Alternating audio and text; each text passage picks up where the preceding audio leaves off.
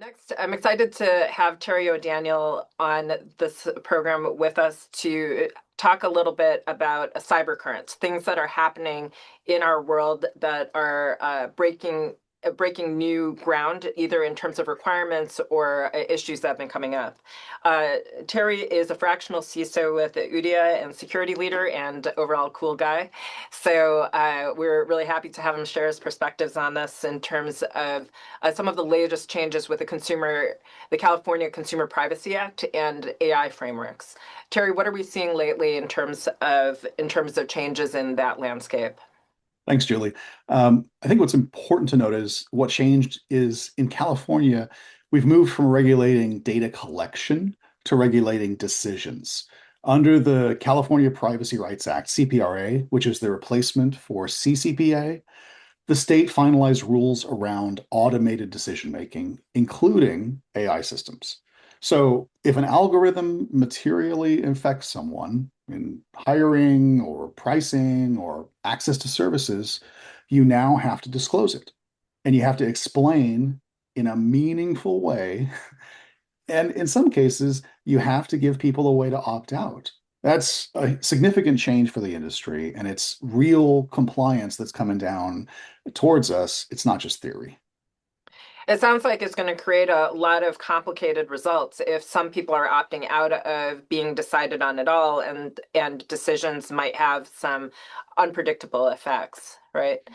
Absolutely. Do you see this And, as something that organizations and technology groups are going to react to, or do you see this as something that they're poised to take on?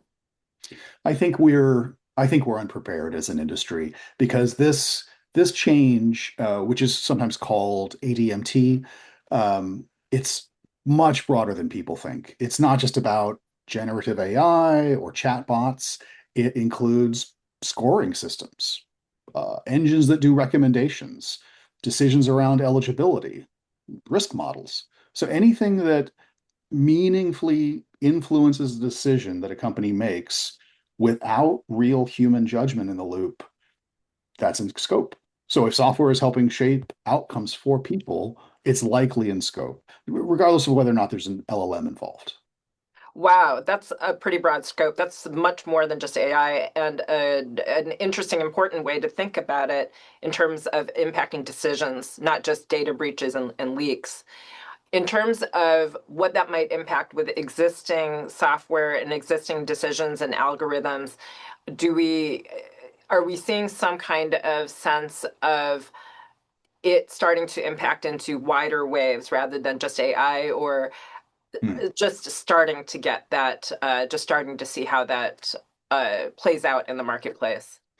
I think we saw some parallels when we had CCPA, the California Consumer Privacy Act, and then it was upgraded to CPRA. You could get away doing CCPA with just one person in a spreadsheet, sort of doing an inventory of your data sources and call it done. CPRA was much more stringent. And I think we're seeing the same challenges here in that companies are approaching this as an AI problem, as you said, or as a legal checkbox that I'm sure the Right. legal team will take care of. And the biggest mistake those companies are making is assuming that saying we use a model to make those decisions is enough, and it's not.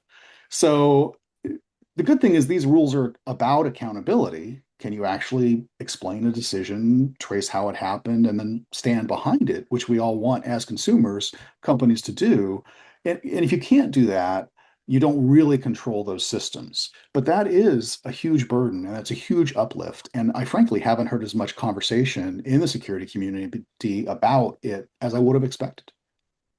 Yeah, sometimes the real news is buried underneath the headlines of the day, right? And in something like this, with recommendations, impacting recommendations made by algorithms, seems like it could impact a really broad swath of things, including financial, credit and decisions, admissions into things, possibly even how what media is shown and consumed, and advertisements and that kind of thing. So it would be interesting to see how that starts to play out in practice and in the courts.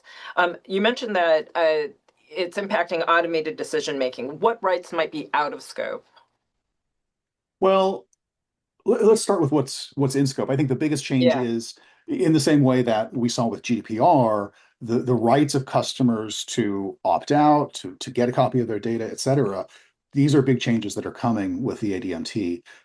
Three big ones. So customers have the right, or consumers, I should say, consumers have the right to know when automated decision making was used. They have the right to a meaningful, that is non-technical, explanation of how the decision process works and what it's intended to do. And third, in some cases, they have the right to opt out entirely. So I think in answering your question, the overall shift is one that's passive notice to yeah. active, actual consumer agency, as we saw with GDPR. That's a really interesting inflection point. In that, like, what do you think is the biggest mistakes companies are doing right now that'll catch them out in this new change? I think, as I said, I think it's treating it as a legal compliance problem, a regulatory compliance problem, not as a systematic Yeah, technical challenge. This is about system behavior. It's not just about policy.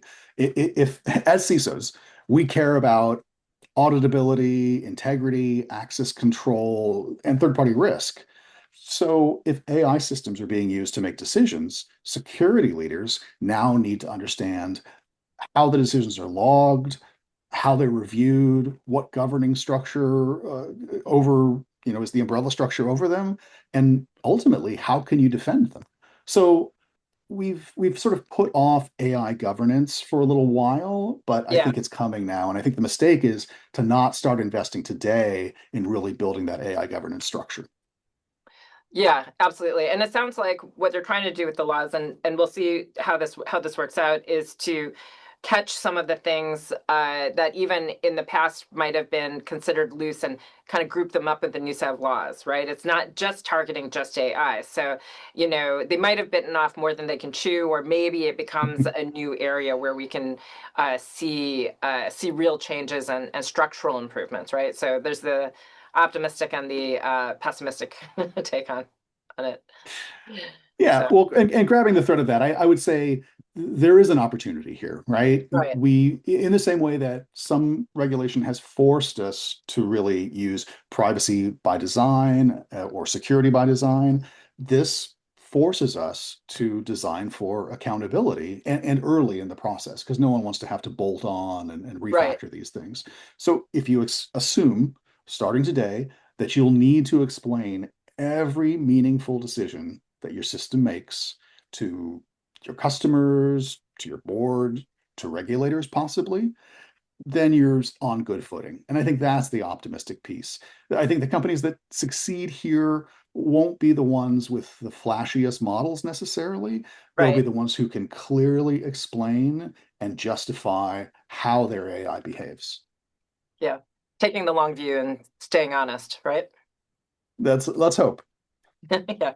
Thank you so much, Terry. Thanks for giving us the update on what we should be keeping a good pulse on in cyber regulation with the cyber currents.